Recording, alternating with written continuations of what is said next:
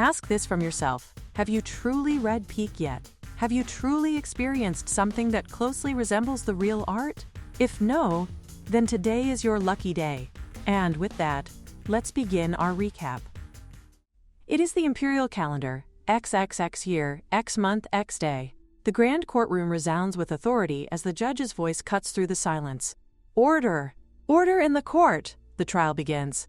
The judge announces the commencement of proceedings, and the defendant is called to step forward.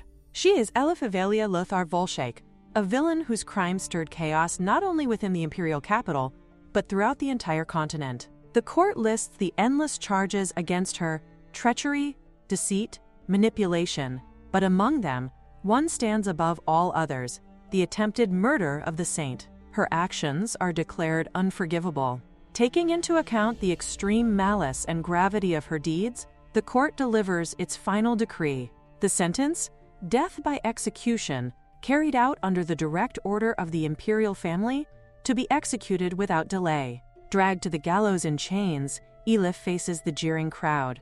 No one speaks in her defense. The world seems united in its hatred. Among those who stand proudly before her downfall is the man hailed as the Empire's shining hero, Cole Drew Harrion.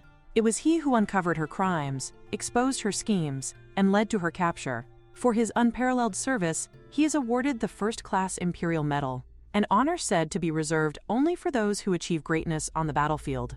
And so, under a bleak, unfeeling sky, the notorious villainess Elif Avelia Lothar Volshek meets her end, vanishing like dew upon the execution grounds, leaving behind only whispers of her infamy. The scene fades and then shifts. Elif awakens abruptly, that same dream again. Even after 2 years, the memory refuses to fade. Beside her, in the cluttered office, a man sighs in exasperation. He reminds her that this is what happens when she spends 4 consecutive days working without proper rest, falling asleep among the piles of documents scattered across her desk. He calls her Marchioness, urging her to rest before she collapses. Irritation flashes across her face as she demands silence. Instead of wasting breath on chatter, she wants him to close his mouth and focus on processing the documents before him. Every delay today means twice the work tomorrow. The man, Raf, freezes, his shoulders slumping as he looks at the mountain of paperwork. More than this? It feels endless. Still, he obeys and returns to his task, though a faint thought nags at the back of his mind. It feels like he's forgetting something. Suddenly, it strikes him. He exclaims that Sebastian had asked him to pass on a message earlier. A count is waiting to meet the Marchioness, and he specifically requested that she not be late. Elif, barely lifting her gaze from the documents, asks which count. Rafe struggles to recall, fumbling for the name. She cuts him off sharply, pointing out that, whoever it is, count or otherwise, if they can't wait and leave before meeting her, then so be it. It makes no difference to her. Inwardly, she wonders why so many people seem to think they can simply appear unannounced and demand her attention. The arrogance of it irritates her. Rafe nods weakly, muttering agreement. They're already buried in enough work to last a lifetime. And yet, it hits him. He remembers the name. Count Kaikien Drew! At that instant, Elif freezes. Her eyes snap up, a spark of panic flashing in them. Her fiancé, the Empire's most celebrated hero, the very same man who is, within this world, the male protagonist. Her composure shatters as she bursts out in exasperation. How could he possibly forget that name? When it involves the male or female lead of this twisted novel-like world, they must act immediately. There's no room for error. And so, with a sharp breath, Elif gathers herself. She has no choice but to move quickly. If she wants to live, she must take action. She rises, muttering under her breath that she's going out not only to protect her own life, but, begrudgingly, to save Rafe's as well. Because in this strange, fragile world of fate and fiction, survival depends on playing her role perfectly. And instead of helping, Rafe's behavior only proves to be a hindrance. His childish pouting fills the already tense atmosphere. He complains that when someone has been pulling all-nighters for 3 days straight and barely eating a proper meal, mistakes like his are bound to happen. Elif's temper flares instantly. The irritation burns hot in her chest as she snaps internally at such an excuse. What nonsense coming from a man who once boasted that he could go without food or sleep for an entire week. Rafe mutters that he's not an assassin anymore. He's an imperial informant now, and she knows that perfectly well. It only makes things worse, because she's clearly saying it just to mock him. With a sharp sigh, Elif dismisses his sulking and demands that he hurry up and tell her when the butler last came and went. Raif only groans that he doesn't know, lamenting under his breath that life is truly too hard for him. This chaotic rhythm has become the norm for Elif. Once the feared villainess of the empire, now she spends her days buried in documents, surrounded by subordinates who drive her half mad. But behind her calm mask lies a far stranger truth. The Empire's flower. That's what this world is. A typical predictable romance novel. It's been 2 full years since Elif found herself trapped inside its pages, possessing the body of the villainous Marchioness Elif Evelia Lothar Volshek. In this novel's story, the pure-hearted Saint Hyacinth Fania, the female protagonist, and the heroic Count Kaikian Druharian, the male protagonist, overcome every obstacle placed before them, deceit, war, betrayal, until their destined love finally blooms. And Elif? She is the villain fated to fall, the one doomed to die. The day she meets Count Drew again, Elif insists that it really wasn't something the Count needed to concern himself with. But his gaze sharpens as he demands that she repeat every single word she just said, exactly as she said it. Her breath falters. She knows that if she truly repeats her earlier words, his anger will only deepen. The moment feels suffocating. His hand grips hers. Inside, her thoughts churn. To have to pretend to love this man, even when being treated like this, it's torture. Yet she tells herself, she have to love him. I have to love this man. It's her only path to survival in this cursed narrative. Trying to maintain her facade, she softly pleads for him to wait a moment, to let her explain. But as she reaches out, he abruptly pulls his hand away. His rejection cuts deeper than the gesture itself. His voice is cold when he warns her not to touch him. And she knows, that he will always pull away the moment she reaches out. She can never get used to this treatment, to being looked at as though she's some kind of crawling insect beneath his heel. Still, she keeps her tone even, her words steady. She explains that it truly wasn't something worth mentioning to Count Drew. She was merely a bit slow to understand what he was saying earlier, so he needn't be so angry. But he only gives a quiet, bitter smile, the kind that carries mockery behind its calmness. He remarks that, as expected of the Empire's Minister of Foreign Affairs, she's remarkably skilled at evading direct answers. Then his voice hardens again. He demands to know what exactly she said to make Hyacinth, the saint, look so heartbroken. What could possibly have caused such sadness that even he, who seldom bends to emotion, took notice? Elif exhales slowly, weary of the constant scrutiny. How sad did that girl even look to cause such a commotion? What did she supposedly say that's been twisted into a crime of cruelty? Her mind drifts briefly to her recent days. Endless negotiations with the Soroyan kingdom over their corrupt tariff manipulations. A month spent tightening control over the Marquis Phalian family. She has had no time to spare a thought for Hyacinth, let alone insult her. To suffer this kind of humiliation over something so trivial, it's unbearable. Count Drew presses further, his tone unrelenting. He orders her to repeat exactly what she said to Lady Hyacinth, word for word, without leaving anything out. There's no way out. Cornered, Elif forces herself to recall the exchange. She finally answers that all she told the saint was this: "Your opinions are too idealistic and cannot be applied to reality. You continue to oppose policies without providing any factual grounds for your opposition." Her words had been blunt, perhaps, but honest, the kind of truth that no one in this story seems willing to hear. And yet, in a world written to favor heroes and saints, even truth spoken by a villainess becomes a sin. She wonders if perhaps the woman is opposing everything unconditionally, merely to embarrass the lady who proposed the agenda. That, after all, is what she said. She wonders if he is satisfied now. Kale, however, knows that she is not foolish enough to believe that only she could be right and he must be wrong. He knows, too, that she is persistent enough to force through an engagement the other party never even desired. But her obstinacy is quite something to behold. He warns her to make sure she does not wound Hyacinth any further with her stubbornness and nonsense. As he turns to leave, she glares after him, her mind spitting curses. What an unpleasant, arrogant, conceited, selfish bastard he is. Yet before he departs, he adds almost casually that at His Highness the Third Prince's upcoming birthday celebration at Lansdor Castle, he plans to escort Hyacinth. The words strike her like thunder. What did he just say? He intends to escort another woman when he already has a perfectly good fiancée? Until now, he has always escorted her, even if his face twisted in disgust every single time. She clutches her head, furious and incredulous. If he truly thinks marriage is some kind of joke, then no. She must calm herself. The engagement cannot be broken off yet. She needs to hold on, at least for another year. She tells herself to return to her duties, to finish the pending work first, and think carefully about how to mend this spiraling situation. Marriage, in this world, is not some trivial affair. It is a grand, solemn matter, an unbreakable bond that extends beyond the individuals involved. To put it simply, it is a transaction between families, a once-in-a-lifetime deal that stakes both lives and futures alike. 2 years have passed since the day she was transferred into this novel.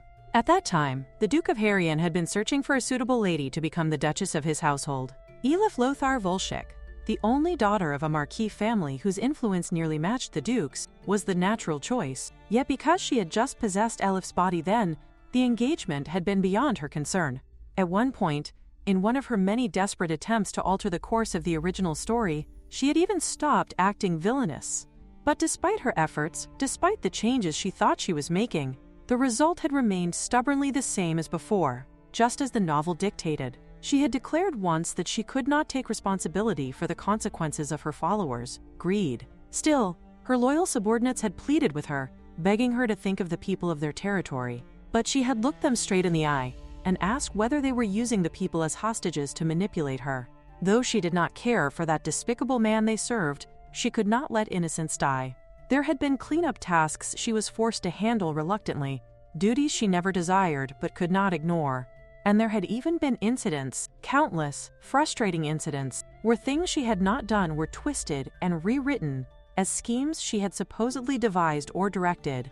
And the most absurd part of it all is that despite everything, despite her attempts, her sacrifices, and her refusals, the world still insists on painting her as the villain. She still cannot escape the original story. Once she accepts that she cannot twist the text itself, she turns her cunning inward and devises every conceivable scheme to become Kale's fiancé without openly defying the plot. That engagement with the cursed male lead is the first triumph that has gone smoothly since she took control of Elif's body. Yet now it teeters on the verge of collapse because of that damned love. The thought gnaws at her.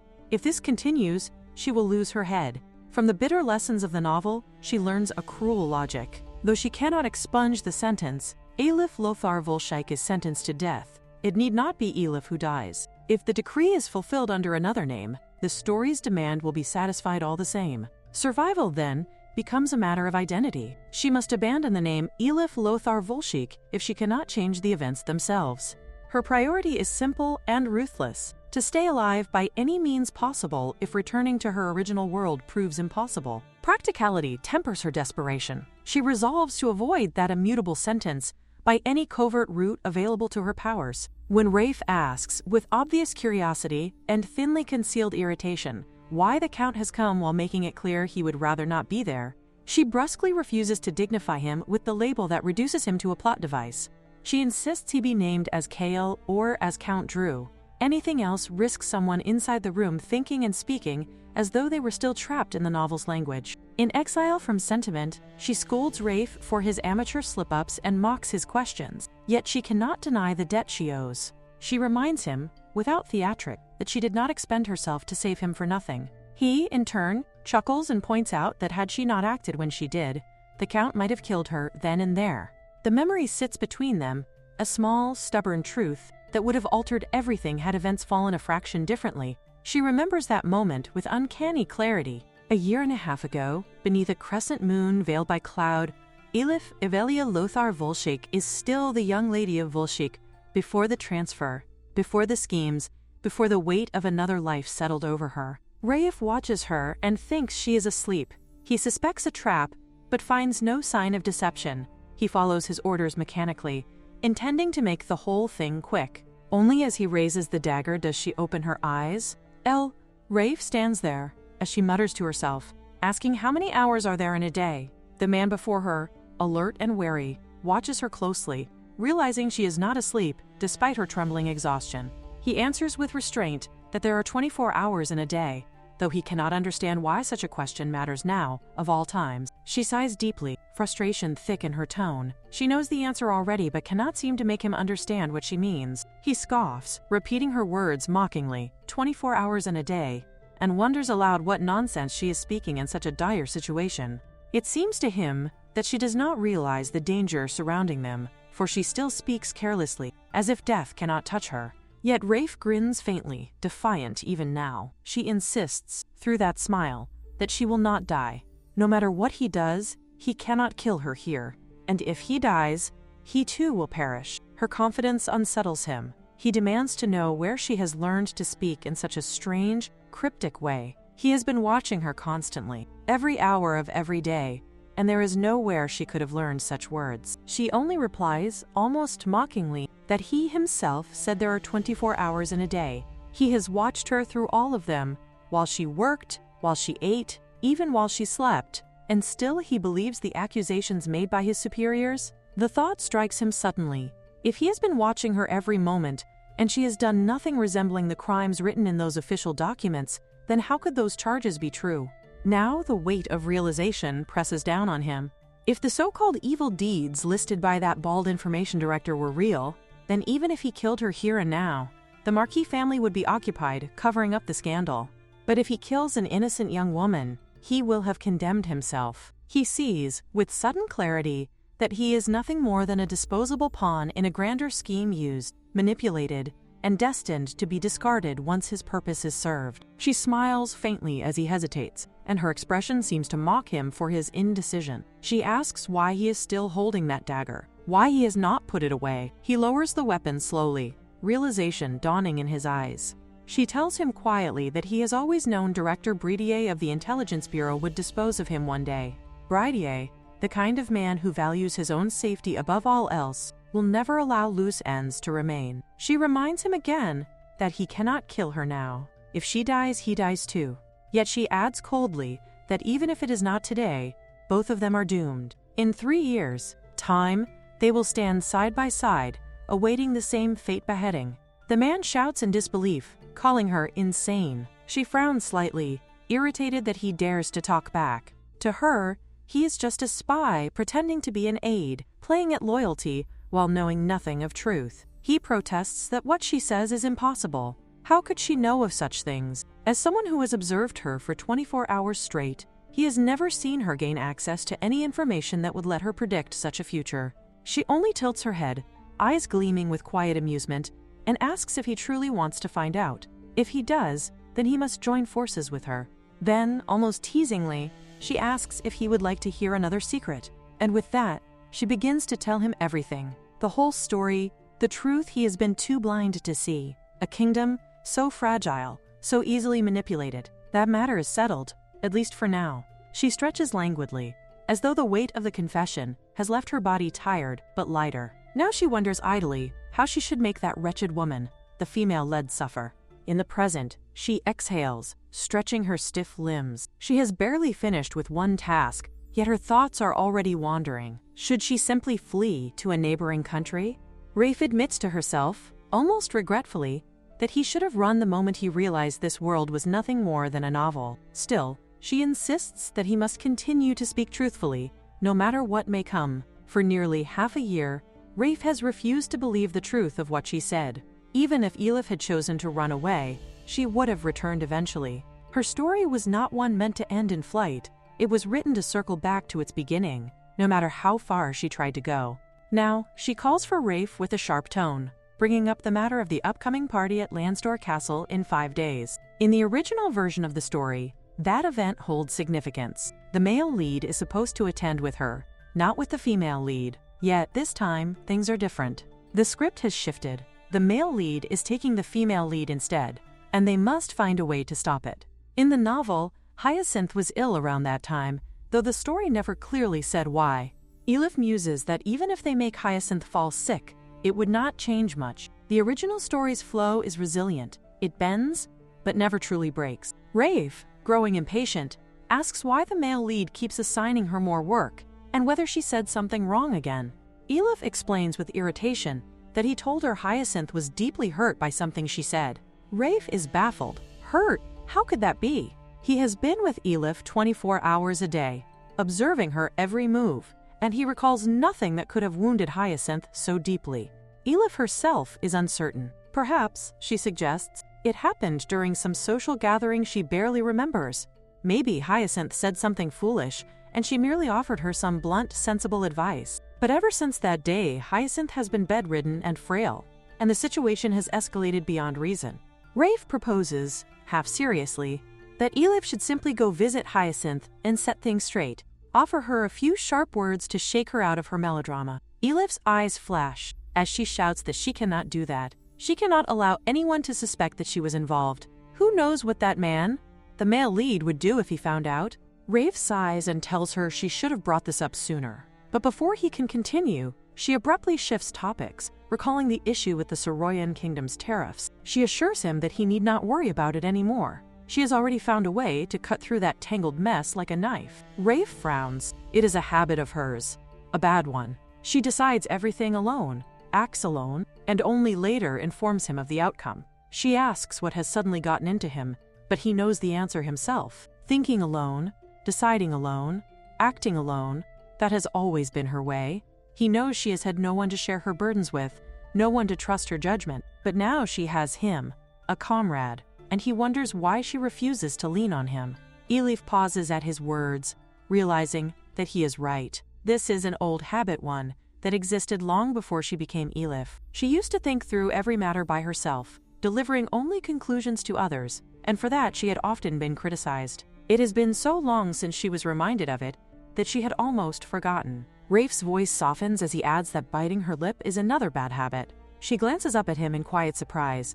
Later, in the calm of their conversation, Rafe looks at her thoughtfully and says she has been blessed with dazzling looks. Wasn't it wasteful to hide them behind such weariness? She draws her hand away from his grasp and answers coldly that her beauty was not a gift but something forced upon her, something unnatural. He changes the subject then, asking about the tariffs with the Saroyan kingdom, and whether her supposed solution would truly resolve the issue in one stroke. She smirks with confidence. Because the Saroyans have been tampering with trade tariffs, she plans to block all their trade goods completely. Rafe stares at her in shock, unable to believe she would take such a drastic step.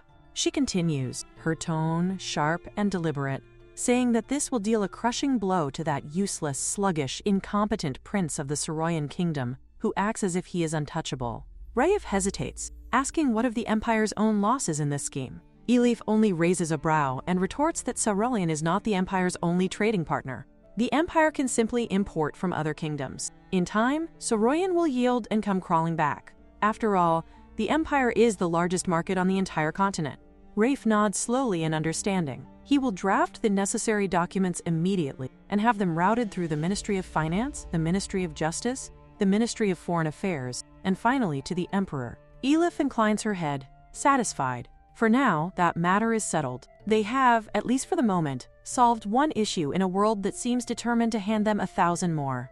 Now, they must devise a way to hurt Hyacinth. In the novel, not long after, Elif realizes that there is no one left to escort her. She stands still, watching Kale's back as he quickly walks away, her teeth gritting in silent frustration. Eventually, she extends her hand toward the trembling servant standing nervously beside the carriage door. The servant, startled yet obedient, escorts her with utmost care toward the grand banquet hall. Blue flames flicker faintly within Elif's eyes as she searches for Kale's vanished figure among the crowd. Back in reality, Rafe dryly remarks that in the end, it was poison that made Hyacinth sick, unimaginative and utterly lacking in creativity. Elif, exhausted and irritated, demands silence from him. Whether it is cliché or not, she reasons, what else could they possibly do? Still, the method feels particularly ineffective, especially since Hyacinth is a saint. A heavy sigh escapes her lips. The sheer number of ornaments hanging from her head makes her feel suffocated. She begins to rant under her breath, how annoying everything is. The dress weighs her down, and her hair feels even heavier. It is merely an evening party, yet she has been awakened and dressed since dawn. Her body screams for rest. She is sleepy, hungry, and her neck throbs with pain. She feels as if she is literally dying. Her mind wanders further into misery. Even her neck hurts, and she can already sense the muscle pain that will follow after today. Depression begins to settle in. She curses this damned empire within the novel, a place where extravagance and over-decoration are considered the height of beauty. Everything here feels so suffocating. If only this were a martial arts world, she thinks bitterly. Life would have been much freer, and far less ridiculous. Rafe observes her closely and instantly recognizes that she is lost in another string of random thoughts again. He knows well that the maids are not to blame for her discomfort, yet no amount of understanding can ease the heaviness she feels. Without warning, he reaches toward her hair, gently taking the glimmering beads from her head. He asks her to trust him and to remain still for a moment. Confused, Elif watches as he removes all the jewels from her elaborate hairstyle. Then she notices something unexpected, a single hairpin replacing the ornate accessories. Only when she looks into the mirror does she understand what he has done. Her head feels lighter, just as he promised, and the new look is not bad at all. Curious, she wonders where he managed to obtain such a unique hairpin. Rafe simply tells her to wait, before drawing out the small knife hidden within it. The motion makes her tense. What was that just now? He explains that the hairpin was originally meant to be a gift for a noble, taken secretly from a friend of his. It is not a mere accessory but a weapon. The tip of the concealed blade is coated with poison, making it an extraordinarily expensive item of self-defense. For a moment, she can only sigh, realizing that this is not something one could offer as a bribe to a superior. Yet Rafe seems unbothered. He tells her calmly that it is time to go. The count she must meet will be arriving soon, and she should be waiting before he appears. Elif mutters bitterly under her breath about love, scoffing at the word itself. Love, her foot. The mere mention of that man's name fills her with irritation. Rafe, amused, chuckles softly, warning her that someone might overhear her if she keeps speaking that way. She retorts that no one is listening here. Rafe smirks, teasingly questioning whether she means his ears do not count as ears at all. And so, amid the quiet banter and shared tension, the air between them grows charged, a strange mix of frustration, exhaustion, and something faintly resembling trust. She replies with quiet authority that the ears of the aides serving high-ranking officials aren't considered ears at all, and she, after all, is that high-ranking person. Rafe only arches an eyebrow, curious as to what kind of expression the man will arrive with today. Elif mutters under her breath that it is obvious without even seeing him. He will come like a cow being led to slaughter. As expected, his expressions never disappoint. Each time, they are as predictable as they are unpleasant. Elif leans closer to Rafe and whispers that the scene unfolding is nothing short of brutal. Half in jest and half in bitterness, she tells him that if she does not return to the mansion tonight, he should know who the culprit is. For a fleeting moment, she wonders if this will be the day she dies, 2 years earlier than she originally should have. Yet before she can dwell on it, Rafe simply extends his hand toward her, emotion so calm and composed that she finds herself wondering, could it be that he still hasn't realized it? He hasn't noticed that she is the one who poisoned Hyacinth. Even if he does, she tells herself, she can always deny it. But Rafe, sharp as ever, breaks the silence and asks the question directly, whether she has poisoned Hyacinth. The sudden confrontation makes her stutter, her composure faltering for the first time that night. Rafe watches her carefully and asks if she truly believes she can hide something like this from him. He points out that Hyacinth was perfectly healthy until yesterday, and then suddenly collapsed. Surely, Elif must have done something. Her gaze hardens as she looks at him, but he leans closer and whispers that she is doing something disgustingly vile. Elif's heart races. This bastard's intuition is frighteningly sharp. The carriage grows heavy with unspoken tension. The atmosphere had already been stiff before, but now it is suffocating, thick with suspicion and dread. Could this be the day her engagement is broken off? The thought flashes in her mind like lightning, but she quickly shakes her head. No. If the engagement is broken here, it will deviate from the original story, and she must not let that happen. Still, before worrying about the plot, she finds herself burning with an uncontrollable urge to punch him. Just once, right across that smug face. As the carriage slows, she takes a deep breath and forces herself to focus. Pull yourself together, she tells herself firmly. Until the day she can finally give up the name Elif, she must endure everything, no matter how filthy or humiliating it becomes. Kale steps out of the carriage first, offering her not even a glance. He does not take her hand, nor wait for her to follow. Watching him move away with that faint, mocking smile, Elif realizes this is how he intends to exact his petty revenge. How childish, she thinks bitterly. If this is how he plans to appear before others, it only proves how small he truly is. Harold's voice rings out through the grand hall. Marchioness Volshake has arrived. Elif can already hear it. The low hum of mockery, and the sharp whispers of criticism cutting through the crowd like knives. The plan had been simple. Today was supposed to confirm the engagement before 2 families and countless witnesses. But now, everything is unraveling before her eyes. A man steps forward, addressing her with exaggerated courtesy. Marchioness? No, Minister of Foreign Affairs. He corrects himself smoothly, as though reminding everyone of her status. He asks about the customs issues with the Saroyan kingdom, his tone polite but edged with scrutiny. Elif raises her eyes to meet his Duke Volshek, Kale's father.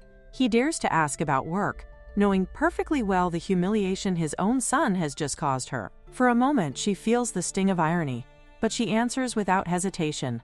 Regarding that matter, she says evenly, he need not worry. The Duke's eyes brighten with excitement. She have a solution, he exclaims proudly, as expected of Marchioness Volshek. Internally, Elif can only sigh. This world, like every romance novel, devotes all its attention to love, betrayal, and passion. Matters outside that narrow scope, politics, economy, diplomacy, barely even exist in the narrative. And perhaps that is why the people here seem so shallowly entertained, so utterly unaware of the greater storm quietly brewing behind their gilded smiles. The first time she offers an opinion at an imperial council convened by the emperor, she does so with nothing more than messy reports and fragments of gossip gleaned from social circles. Yet the consequence is extraordinary. The empire's most pressing problems begin to yield to the cure she prescribes. From that day on, people swarm to her at the slightest difficulty, convinced that even an ordinary body possessing this face can become a problem solver in this world. Because one such person can make a difference, truly capable figures are rare within the empire. The crown, the king's closest friend and secondary protagonist Kale, the brilliant Count Ryan, and the most talented among them, the Minister of Foreign Affairs and Marchioness, Elif Volshek, form the handful who keep this vast country functioning. Behind her public performance as the queen of social circles, she quietly tugs at the darker threads, resolving underworld matters and pulling strings the court dares not acknowledge. Today, however, those feats are secondary. The present matter must be handled quickly. Though she recognizes this is not the proper forum, she bends the rules just briefly to lay out a concise argument. The empire has no obligation to trade solely with the Saroyan kingdom. Trade need not be bound to a single partner. Commerce should diversify, and no single nation should be treated as indispensable. Her point, neatly sharpened, hangs in the air as the third prince, Robel, finally makes his entrance. She resolves to finish swiftly so she can follow up on other pressing business. Politely excusing herself once the discussion concludes, she notes that others are coming to solicit her counsel, but time will not allow prolonged conversation. She steps onto the balcony and finds the third prince already waiting, her eyes questioning what the main character is doing here. He greets her with a cool, mildly impolite smile. He teases that the crown prince still accomplishes nothing, and wonders aloud whether taking any action on her behalf would somehow entitle him to the crown. She thinks that doing something, however small, is better than doing nothing, and relaxes into a posture of indifferent grace. The third prince urges that she display this side of herself to everyone in the hall. Whenever society praises her elegance and aristocratic bearing, his mouth twitches with the discomfort of seeing a different truth. Elif tells him bluntly that even if he speaks honestly, no one will believe him. Appearances are everything here. She explains that he cannot understand the burden she bears. He lives easily by doing very little, while people like her must adopt a performance, behave in a particular way merely to survive. He suggests that if she would relinquish ambition, life would be less exhausting. She corrects him. These are not ambitions so much as necessities. Her actions are as natural as breathing, except that in this world, breathing itself is an ordeal, fraught and overwhelming. He fails to grasp this, and she sighs with a wearied patience, hoping he never understands, because ignorance can be a kinder fate. The narrative requires balance. Where the protagonist shines as remarkable, the villain must be equally magnificent. As the villain in the original story, she cannot escape the grand titles that ensnare her until the tale reaches its end. She reflects on the third prince's place in that pre-written plot.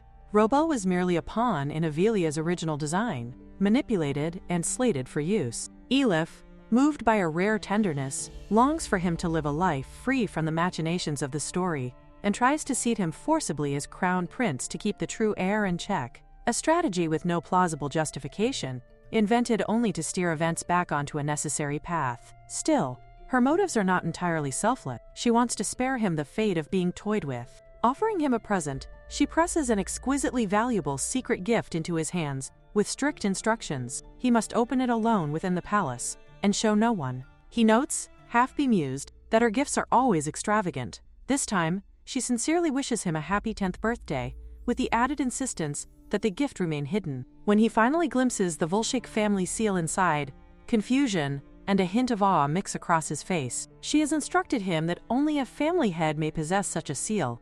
The emblem embodies the family's authority. He does not yet understand the gravity of what she has given him, nor the complex reasons why she insists he keep the secret.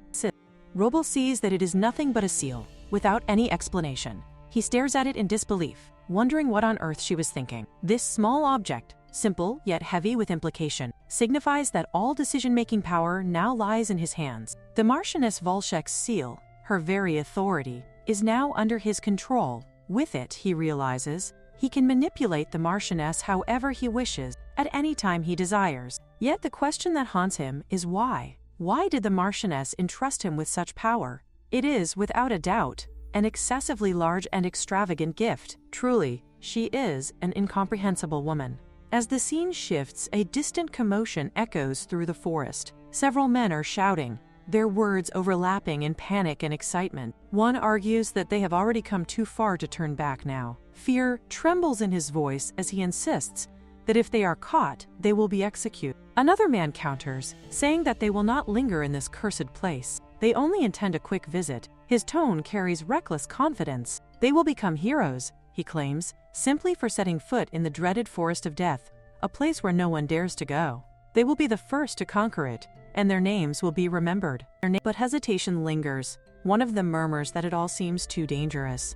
The first man snaps back that if he is too frightened, he should step aside and not get in the way. Two of them will be enough. They turn and march forward, leaving their companion behind. Yet, as they disappear into the thick mist, he shouts after them, insisting that they wait. He will come too. Heart-pounding, he runs after them, vanishing into the same darkness.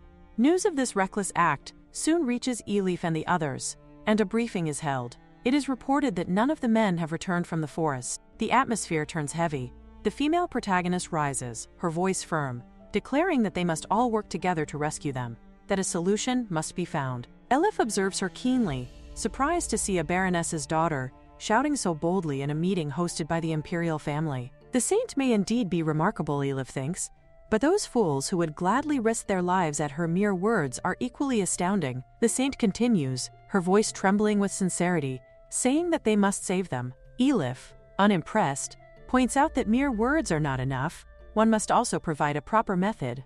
The saint admits that her knowledge is limited, that she cannot propose a specific plan, but if everyone works together, perhaps a solution might emerge. Elif's gaze sharpens.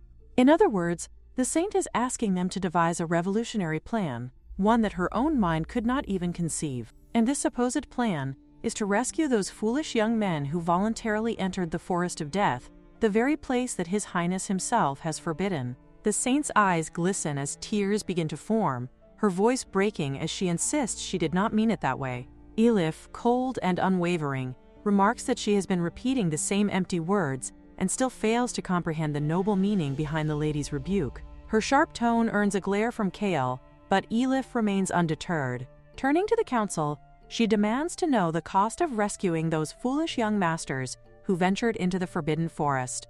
A vassal hesitantly responds that they would need far more precise information before acting.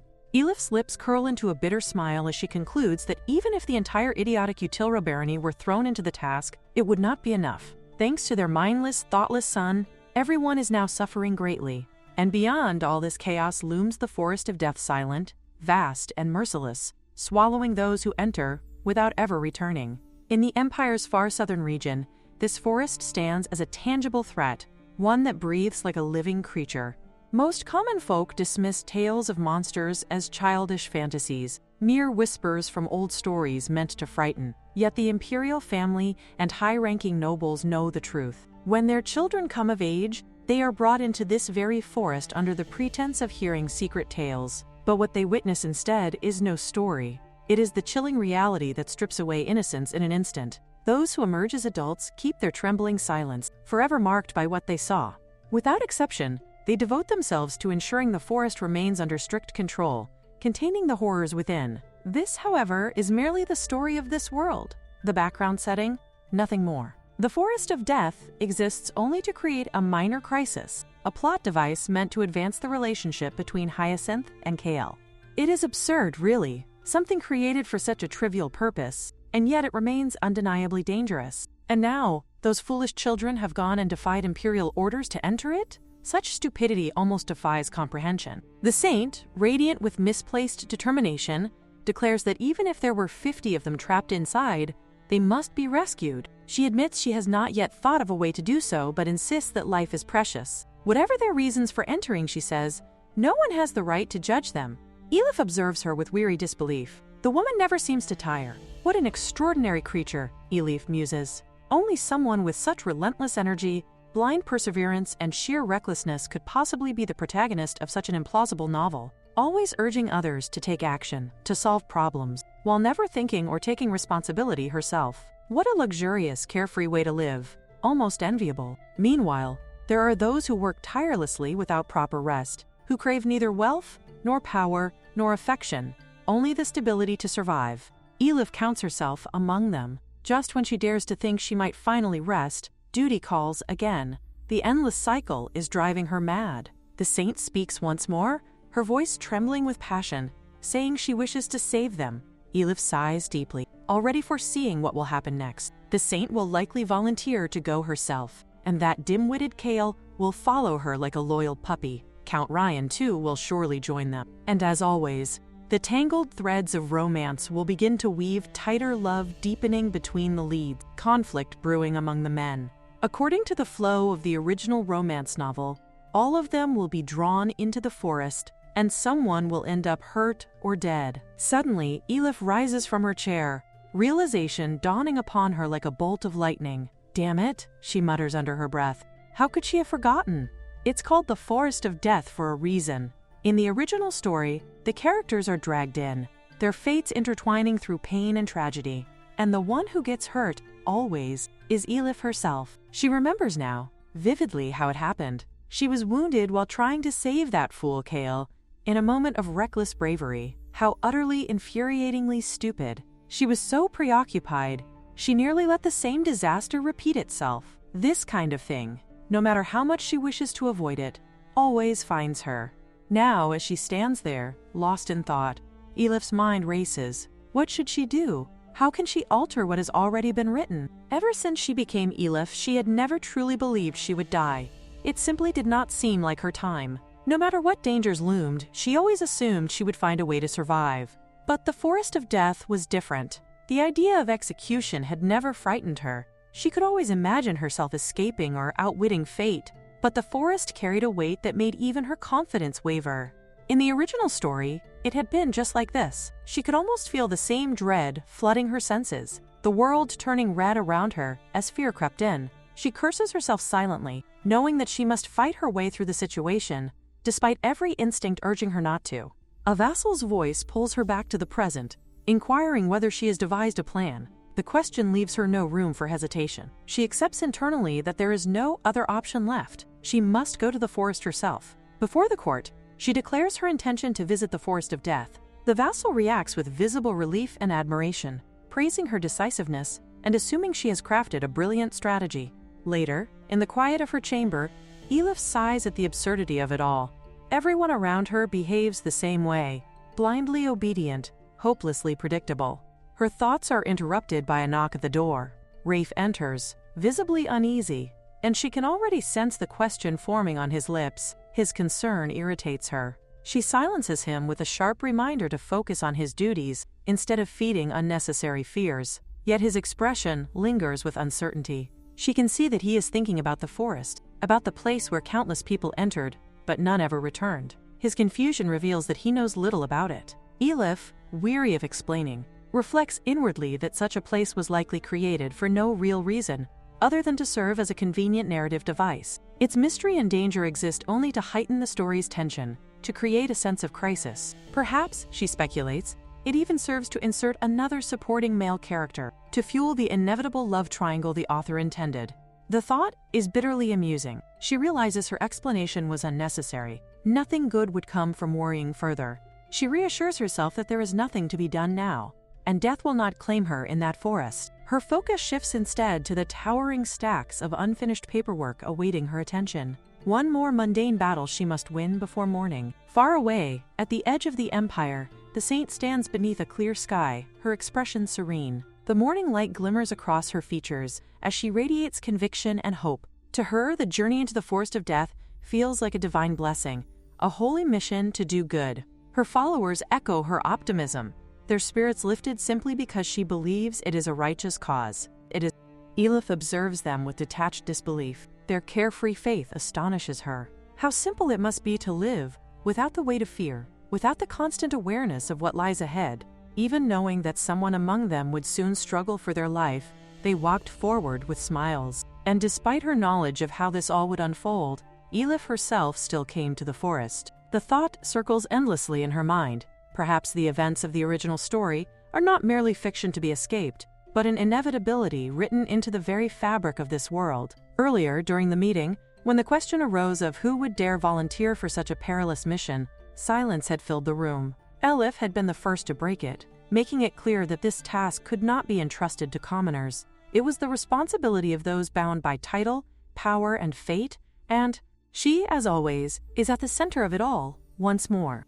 Elif believes that the truth about the forest must never spread, and as a noble, she feels it is her duty to step forward. She looks around, realizing in disbelief, my God, not a single person is countering these absurd claims. Among them, the saint claps her hands, declaring how generous Elif is, her expression moved by what she perceives as a noble heart. The saint insists that these wonderful stories will surely glorify the Marchioness in the future. But to Elif, it feels like nothing more than people running their mouths. Now, in the midst of the chaos, she notices that there's far too little information. She had only planned today's schedule this very morning, and now the situation is spiraling out of control. Overwhelmed, she feels her heart race, its rapid, uneven rhythm warning her that her condition today is the worst it has been. This, her composure, her ability to remain calm under pressure, was always her one strong point. Yet now, even that is slipping away. Her vision begins to blur, and she can tell she is about to collapse. Just before she falls, a knight rushes forward and catches her. She manages to thank him weakly, and he notes with concern that her complexion looks terrible, that she must be exhausted. While Elif wonders in confusion why this knight, of all people, was the one to catch her, he silently thinks that she should rely a little on Kale. But Kale, standing nearby, scoffs, not at all interested. Elif can hardly believe that so much trouble is being stirred up just because she touched something earlier. Then she realizes with faint irritation that the man standing beside her is none other than the young head of the historically significant Count Ryan family, Count Ryan himself. He is a supporting character, one hopelessly in love with the saint, and someone Elif would rather not encounter. Composing herself, she instructs the others that she will be in the carriage and tells them to come to her if anything happens. She has already informed everyone of the schedule. Ryan watches her leave and remarks that she should rest, but once she is gone, he turns to Kale, demanding to know why he is being so cold. What if she falls again and gets seriously hurt? Kale dismisses his concern, muttering that a viper-like woman like her would never collapse defenselessly. In his eyes, it's probably just another act to draw attention. There's no need to catch her. Ryan sighs heavily. There she goes again, he thinks. Whether she seeks attention or not, the fact remains. If the person responsible for this entire schedule, the Marchioness Volshek, gets hurt, it will cause serious complications. And if something dangerous happens, and Hyacinth gets seriously injured, the consequences will be worse. Kale brushes it off, telling him to forget it. He has already confirmed the entire schedule, so even without her, the mission will not be affected. But Ryan refuses to let it go, arguing that no matter how much Kale dislikes her, the more insurance, the better. Why, he asks, is Kale so tense whenever she is involved? Kale freezes for a moment, nervous, since hearing that Hyacinth had collapsed. No, it started earlier than that, back when he was sent to meet that woman, Elif. Those eyes filled with nothing but persistent obsession. The memory alone is enough to send a chill down his spine. He doesn't even want to recall it. It's horrifying, unsettling, and deeply disgusting. And yet, despite everything, he still feels something stirring within him, something he cannot name and does not wish to face. Kale notices that she looks unnaturally pale. Her exhaustion is so visible that it wouldn't be strange if she were to collapse right there. He recalls that even during that earlier meeting, after harshly criticizing Hyacinth for being foolish, Elif's attitude had shifted abruptly. She had suddenly insisted that they needed to go to the forest, but her expression back then had seemed strangely anxious and agitated. He tells himself it's nothing, but an uncomfortable awareness lingers. Then it hits him.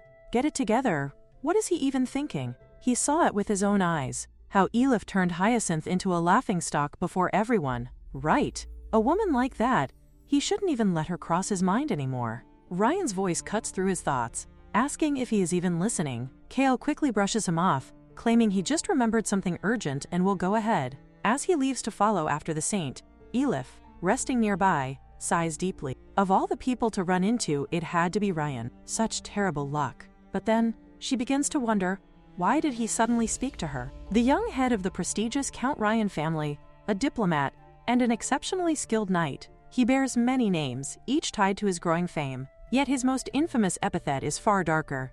The noble knight of the underworld. He is known as the most ruthless man alive, one who brings bloodshed wherever he appears. Elif wonders grimly, if people knew his true nature, what nickname would they give him then? By day, he is the polished and respectable head of a noble house. But by night, he becomes the Empire's shadow, the darkness that moves unseen. The reason behind his underworld dealings is nothing noble or tragic, simply boredom. To think that someone who kills for entertainment, for the mere thrill of it, is the male supporting protagonist, it's absurd.